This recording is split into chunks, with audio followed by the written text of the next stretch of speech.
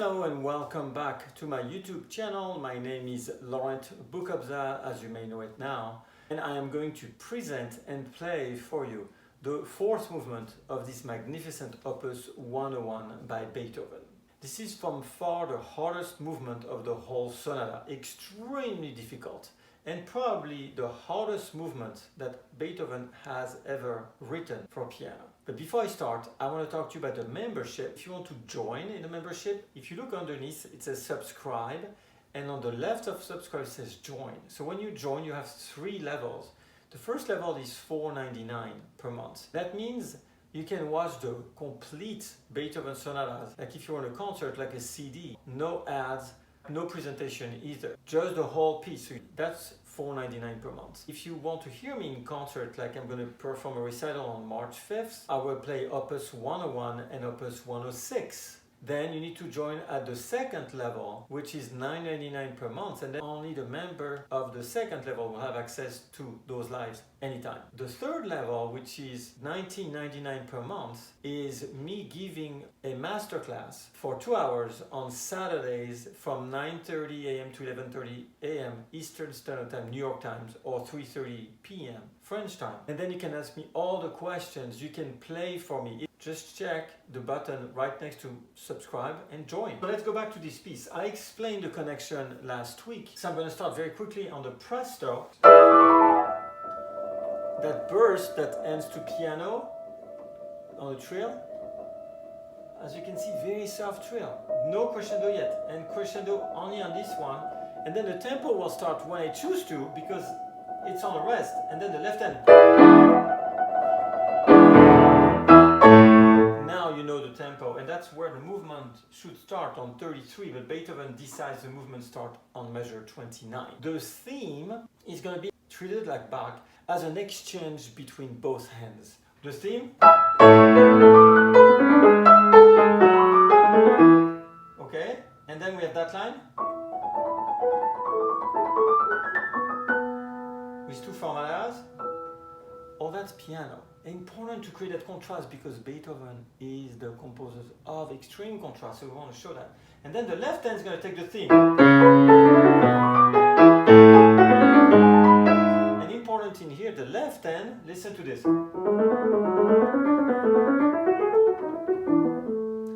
So that little line, we're going to find it many times. And every time it's going to be different. Like I'm going to show you at measure 61.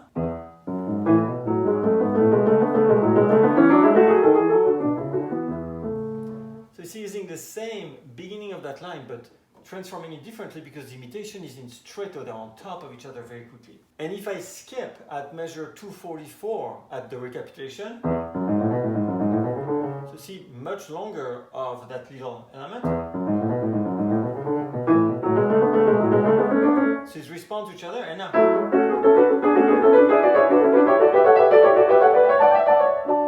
So now they pile up on each other, and Beethoven here writes something very interesting. He writes the fingering, and how do we know? Because the fingerings are written in italic. We have to do it.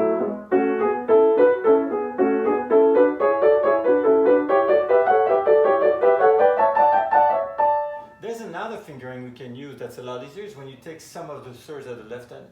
Back to the expositions. I didn't say yet it was a sonata form. If you do not know what is a sonata form, just click on the link above, right there, and then explain to you on a video what it is. So watch it, you will enjoy the video right now a lot more. Measure 45. And the left hand.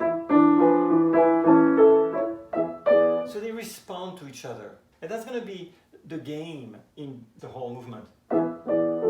Oh, that's still piano. The crescendo only starts here. So the theme now is given at the left hand.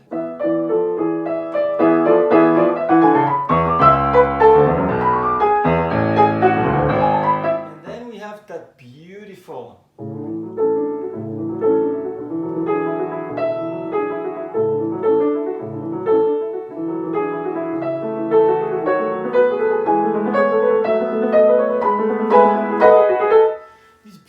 second theme that is a complete contrast with this movement that I'm up, that were from the beginning. I'm at measure 79. Surprisingly, here we end with an accent at the end of the phrase. We should never do this. This is considered as ugly in music. But the reason why is because the next downbeat, nothing's going to be played. The one is up. And we have the imitation.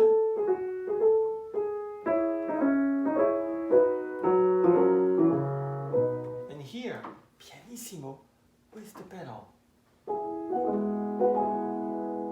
It's almost Schumannesque. And then, so this extreme, to me, it's humorous. Although this is the end of his life and the latest sonata, he still hasn't lost his sense of humor. This is subtle humor, but he's having fun with this piece.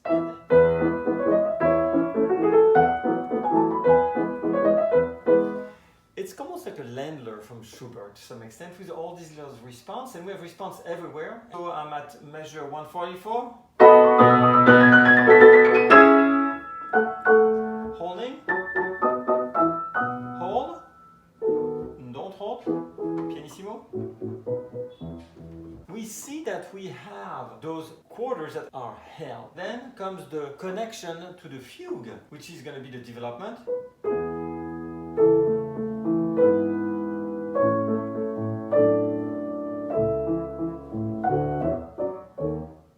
A major, A minor. That is surprising. But Beethoven does that a lot, major to minor. Almost a threat, and now comes the fugue.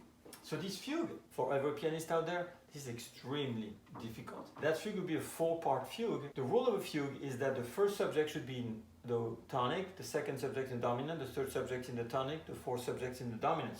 So every odd number is the tonic, every even number of voice, the entrance should be in the dominant. Well, it's not going to do that at all. So I'm going to show you what he does.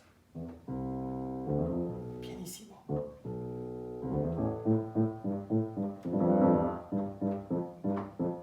So we were in A minor. Now we're in C major. B flat major. To go to F major, kind of.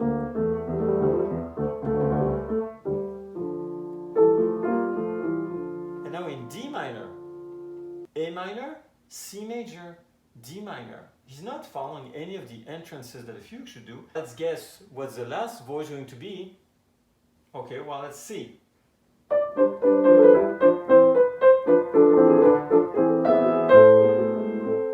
A minor. That's a surprise. One element I want to talk to you about is these trills. They are very unusual because they don't seem to end on anything. Instead, trill should end. It doesn't seem to finish, but there are moments where they finish. At 209, we have this stretto. So stretto is when you have the beginning of the theme, but then they pile up so quickly that the theme never actually develops. So we never have time to finish.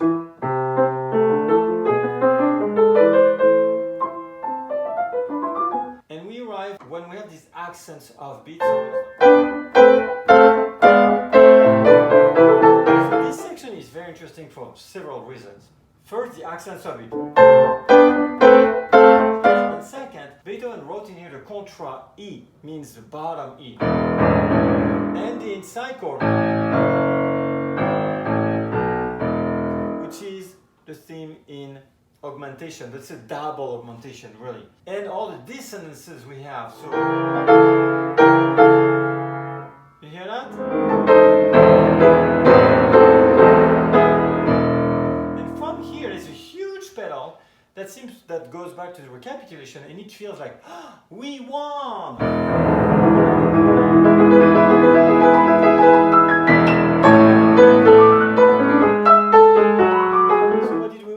Maybe that we finished this fugue that was so difficult. We're happy we're out of it, like the end of a tunnel. Maybe, I don't know. We have a recapitulation. Everything is very similar. And now we're going to skip to the coda, which is 299. So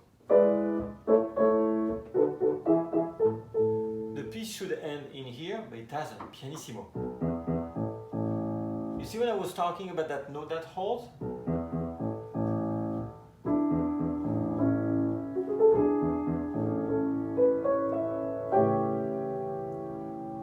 We end very softly and then. So now we're thinking we're going to restart another fugue. We're like, oh no, another fugue. But in fact, no.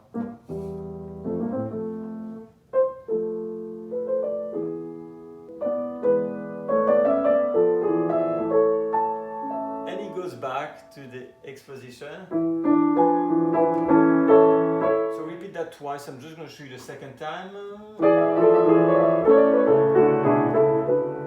And now.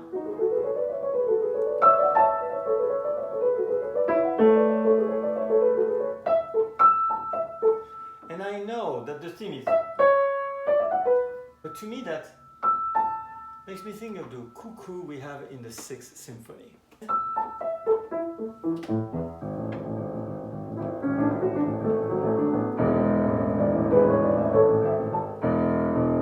He's very happy with this last E, so he's going to play it as much as he can, because he really truly enjoys it. And now, let's listen to this entire movement without interruption.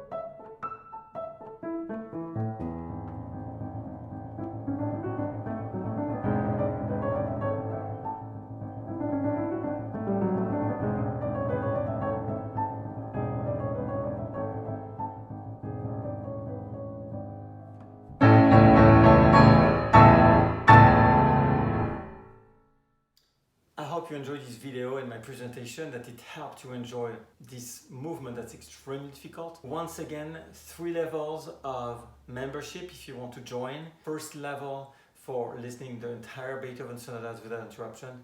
Second level to listen to all of my concerts live during the performance or right after, anytime. And the third level is for you to have a masterclass for 2 hours once per month from 9:30 a.m. to 11:30 a.m. Eastern Standard Time, New York times, or 3:30 p.m. Paris time. Next week I will have a pleasure to present and play for you the first movement of the famous hammer clavier I've been waiting for so long to present this piece to you all. Please do not forget to subscribe and share my work all around you. Thank you very much. Write down your comments. I always love to read this. Of course, you can follow me on all social media, Facebook, Instagram, Twitter, LinkedIn, TikTok, or on my website that shows underneath at laurentboukobza.net. I'll see you all for the first movement of Hammer Clavier, Opus 106. Thank you very much. Bye-bye now.